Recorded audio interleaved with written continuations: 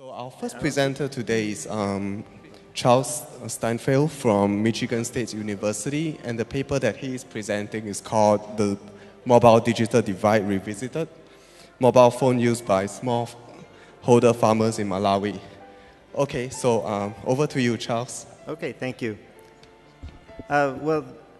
So I'd like to recognize first my co-authors who are all here. So Susan Wyche and Tian and Hastings Chiwasa. I saw him sitting out there too.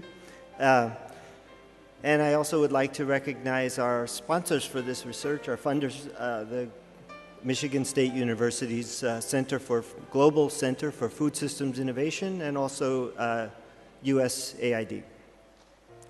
So we're doing research on the mobile phone ownership and use practices among smallholder farmers in Malawi.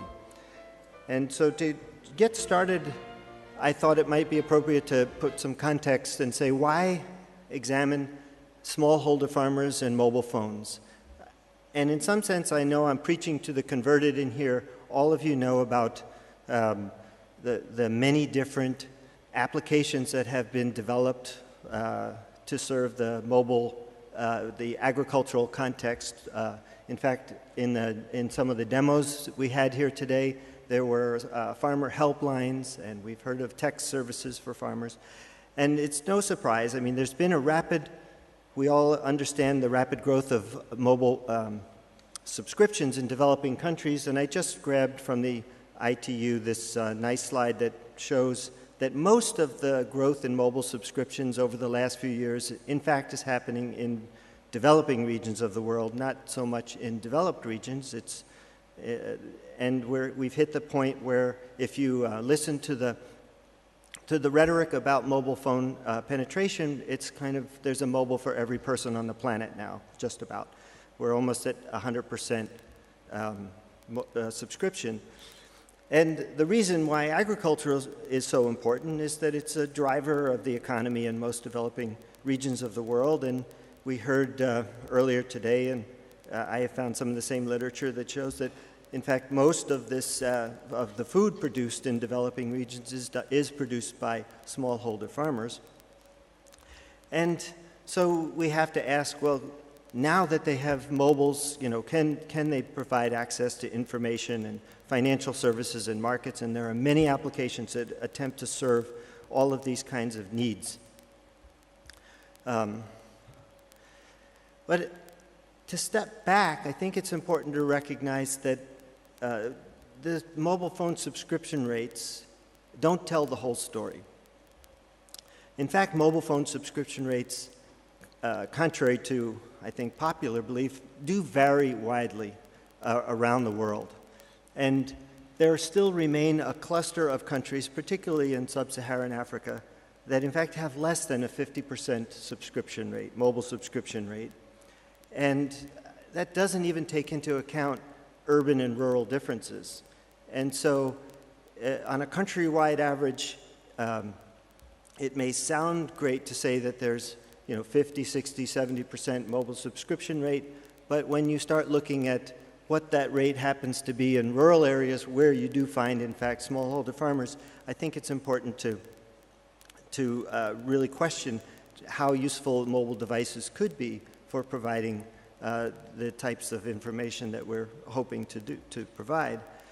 And I don't think it's a surprise that many of the most widely known mobile services for farmers have occurred or originated in markets where mobile phone subscription rates are quite high. So Isoko originated in Ghana, which has over 100% subscription rate. And we know about M-Pesa and M-Kalimo and other services in Kenya and Reuters Market Lite in India. Well, these are markets where mobile phone subscription rates are, in fact, much higher than some of these other countries. So we have to think about this. And there has been some interesting research on what people do with mobile phones, much of that research done by people in this room, including some very detailed studies that take advantage of big data, tell us a lot about calling patterns in developing regions and even followed up with surveys to understand what people do with their phones. But generally, these studies haven't focused on rural farmers. And if I want to provide just a general overview of the conclusions from these studies, the finding is that ownership and use is very heavily correlated with measures of socioeconomic status. So wealthier people tend to have phones, and they tend to call more widely, they tend to have more business connections, and so forth. Another gap, though, in the knowledge base about smallholder farmer use of mobile phones is that relatively few studies look at gender differences. And what we do know from those studies that have been done is that women tend to be less likely to own mobile phones, and we heard some of that earlier today, and they're more likely to have to share a phone in order to use, to be able to make calls, and they're also less likely to make business contacts. So there are some gaps in our knowledge, and we wanted to address that. And to do that, we focused our research on Malawi. I thought maybe we might be the only presenters focusing on Malawi, and then earlier we had a nice paper on Malawi, and it set some of the context. What we heard was that, yes, Malawi is a relatively poor, landlocked country, heavily dependent on agriculture. About 80% of the population depends on agriculture. And about a little more of the context, about 75% of the farmland is devoted to maize in Malawi. And most of this is rain-fed, it's not irrigated. So these farms are really under a lot of stress, particularly from climate change. About 26% of the farms are managed by women, and some of that is a result of the population being decimated by AIDS. And like many other sub-Saharan countries, there's a tremendous shortage of extension workers, and so farmers are really in need of help. So this would be a great context in which to deploy mobile services for agriculture. And if you look at the GSMA statistics, they report that Malawi has about a 37% mobile subscription rate. Well, so we took a more careful look at this. And I want to just report a little on some of the findings from a survey that we did of smallholder farmers in the central part of Malawi. The area outlined in red there is the Dedza district. It's central Malawi, not far from Lilongwe. What we were able to do to try to understand the mobile phone use practices among smallholder farmers was to go into this predominantly farming area. We worked closely with the Malawi Ministry of Agriculture to identify what's called an extension planning area in Lintipe. And then we worked with the people in Lintipe in the agricultural office to identify sections. Each extension planning area is divided into sections. We chose 3 that were similarly sized, but were sufficiently rural, so not near Dedza town. And then randomly sampled households in these 3 areas. We ended up with about 190 surveys, 191 to be exact. We worked closely with the village leaders in these areas, in these sections, and got their support, so we were actually able to have quite a lot of success, and in fact, no one refused to participate in our survey. And so what we did was we developed an instrument that delved very deeply into mobile phone use practices. Of course, we got a lot of demographic information, what was on the farm, what they farmed, how many people lived in the household, and all sorts of information like that. But then we also asked if there was a mobile phone in the household, and if there was, we had this long battery of questions that got quite detailed about what they used their phone for, what features of their phone they used, and who they called, etc. And I just want to give you some insight into the findings. And the first thing that I'd like to tell you about is that Don't always believe the mobile phone statistics that you read online, because it may not help you if you're actually trying to go out and do an intervention. We found 28% of the households had a mobile phone. And normally you don't see mobile phone ownership reported as a household level statistic. But when you take into account the number of people living in these households, in fact, phone ownership was about 6.4%. It's quite low. Now, of course, we could derive an estimate because we asked if people had SIM cards and if they had more than one SIM card. So we could actually derive an estimate of SIM penetration, and we did so. And that ended up being about just under 20% in our sample. So this gives you some estimate of the urban-rural divide in Malawi anyway, where you have a nationwide average that's almost double the percentage of the rural area, 37% to nationwide, but only 20% in the rural areas.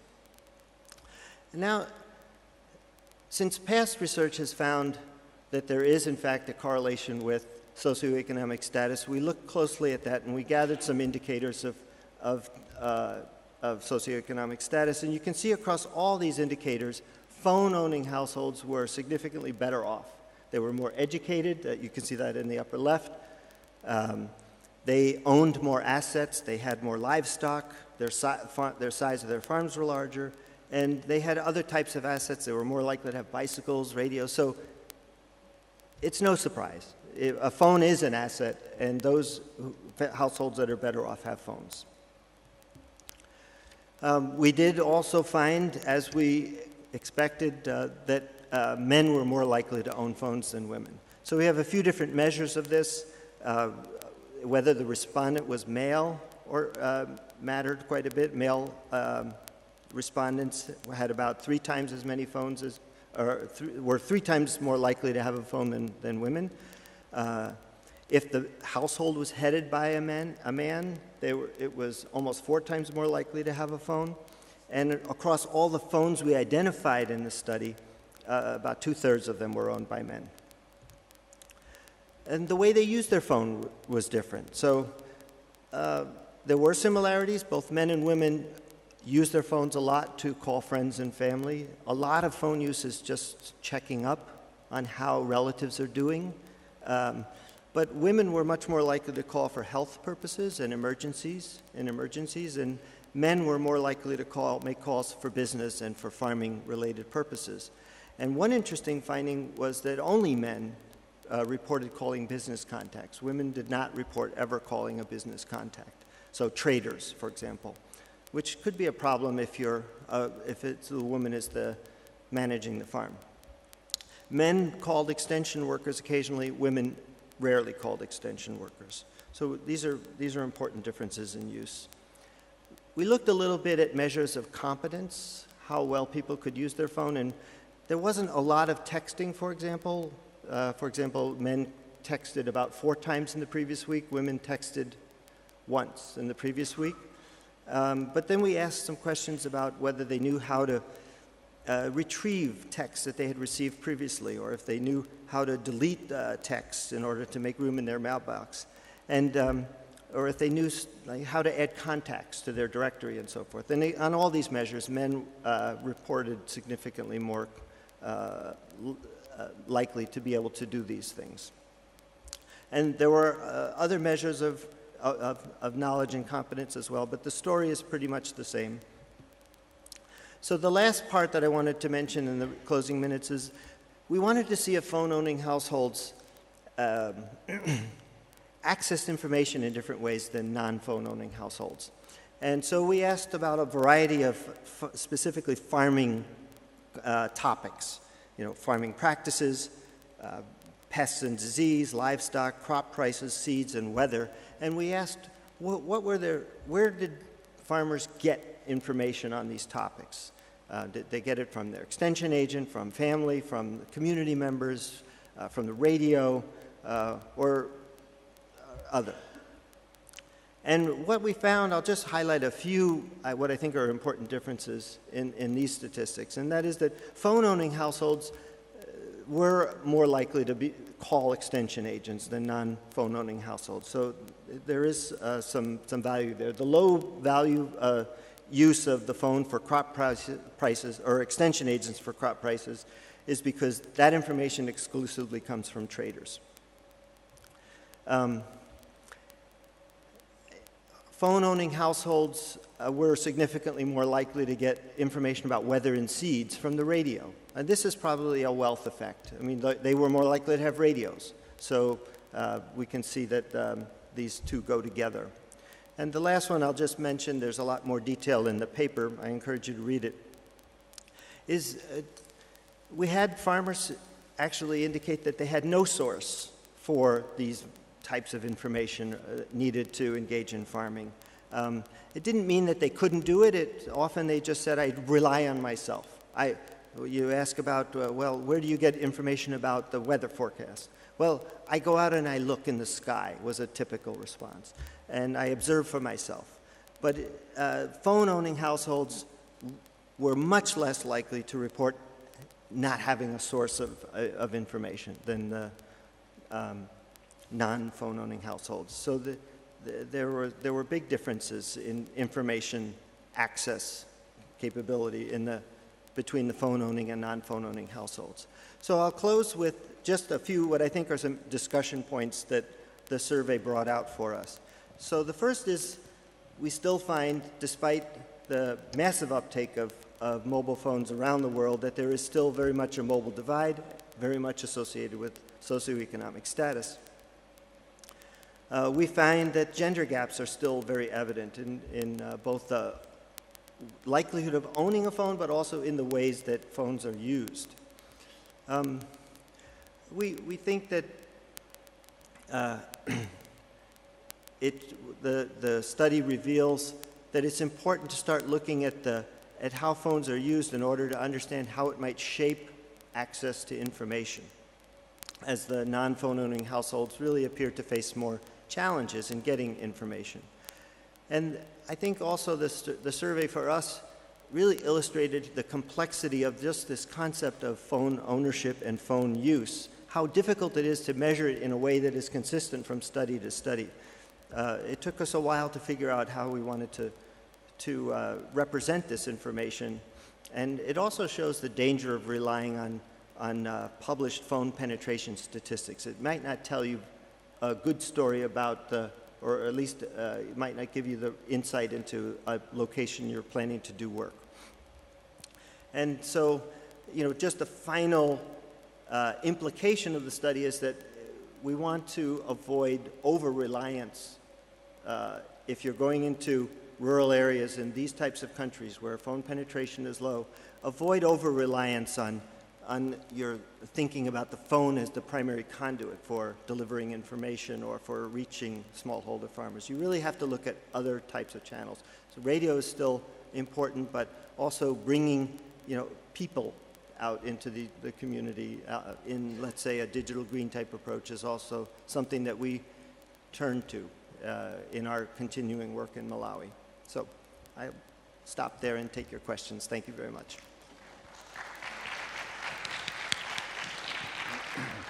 Okay, thank you, Chuck. So we have about 7 minutes left for questions. Okay, Josh?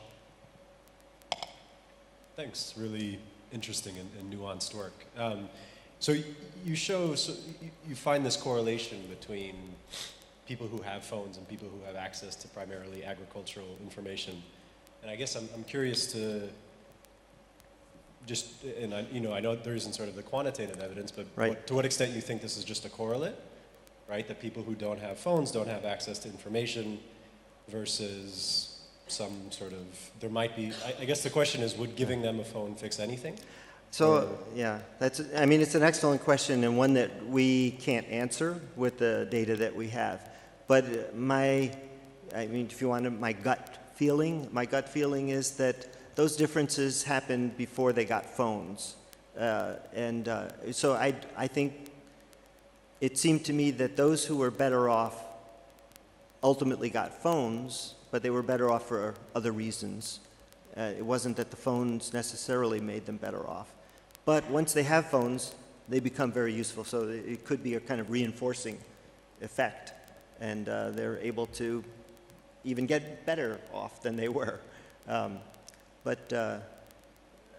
You know, we can't really answer the question, but that's my gut feeling, yeah.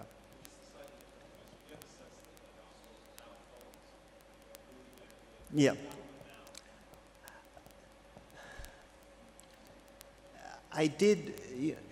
One thing that we found, a question that we asked that surprised, and where the answer actually surprised us, we asked if people ever owned a phone, and we found that something like, I'm trying to remember the number, but it was almost like 40% of the non-phone owning households, somebody had at one time owned a phone. And then it was either stolen, or they lost it, or it broke, they couldn't fix it. And so it seemed as if, and I'm going to try to relate it to your question, but for me it also illustrates the challenge of figuring out, you know, we can't think of that once people get a phone, they'll always have one. That did not appear to be the case in our sample. But I do think that when people had phones, they were able to use them for important things. So I would say yes, it would help them, but there are real challenges in getting phones to the kinds of households that we were looking at. Okay. Well, Jonathan was first. Thanks. It's very, very interesting. I liked the sort of the pause and the focus and the reflection a little bit on household ownership, and you said that this isn't something that we do very often, that you don't find many studies that use household ownership as the dependent variable or the thing you want to look at. Could you say a little bit more about what you think the implications for the rest of the community, the rest of the research community would be by switching to or emphasizing household ownership? I mean, I'm leaving aside what you mean by household, and that's a little shifty and all that. But you know, are you implying that one phone per house or per household is enough? Is that what that measure would do, or what else would it do if it didn't do that?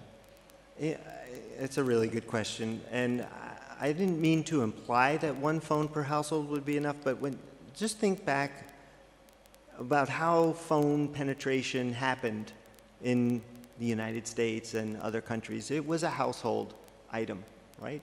And actually, in my lifetime, it was, you know, a household item for most of my life. And then all of a sudden, phones became a personal item. And so it's a kind of a big, I mean, there's been a leap. When we talk about how developing regions are leapfrogging, you know, the fixed line to mobile, they didn't have to go there. Well, there's a lot of things that got leapfrogged, and the phone as the household item got leapfrogged too. And, you know, and there were a bundle of kind of affordances that we took for granted when there was a single phone in a household that we don't actually have anymore. And so I think it's actually worth thinking about in more depth about what it would mean to consider a mobile phone as a household item. So I know I didn't answer your question, and I don't want to say, yeah, that's how it should be, but I do think that if we thought a little bit more about that, we might ask some different questions.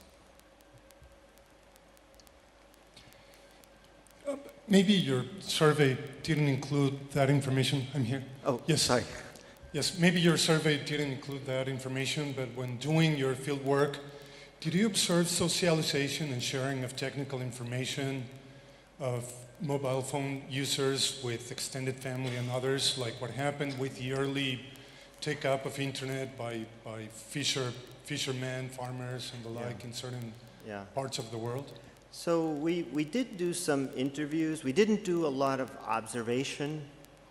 So the survey was done with, you know, people speaking Chichewa, and they would go, you know, once the households were identified, they fanned out and went to all these households and just sat with the the respondent from the household and filled out the surveys. And so, you know, we didn't have an opportunity to do that kind of observation, although we interviewed some farmers, and we came away from those interviews getting a sense that there wasn't necessarily a lot of technical sharing, because, you know, in some sense there were problems we found with the trust that farmers had with each other, and some of that was, you know, just inside comments that they might make, like, I don't necessarily want my neighbor to know, you know, how much maize I'm storing in my house, because then perhaps, you know, they will come and ask me for some if,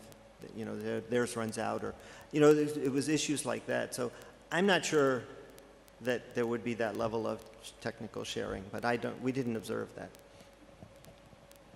Okay. So I just wanted to continue upon what Josh left off. Okay, raise your hand so I can... So where Josh Blumenstock's question left off. There are certain variables, especially whether a household gets a phone or not, which are in some sense dependent variables.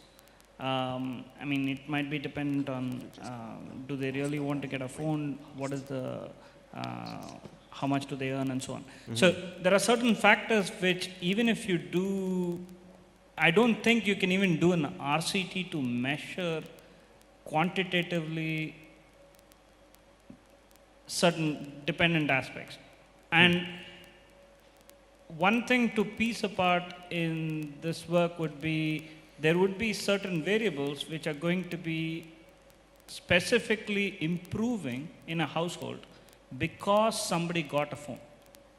And there are certain factors that are going to be just correlated with the fact that they have a phone. And if you know upfront that, you know, variable X is going to be dependent on the fact that they actually got a phone, then it is possible to conduct a randomized control trial to quantitatively show that A led to B or something like that. Yeah. But if them getting a phone itself is a sort of a derived variable, no RCT is going to really show. It just happens to be two things that are just following each other. Yeah.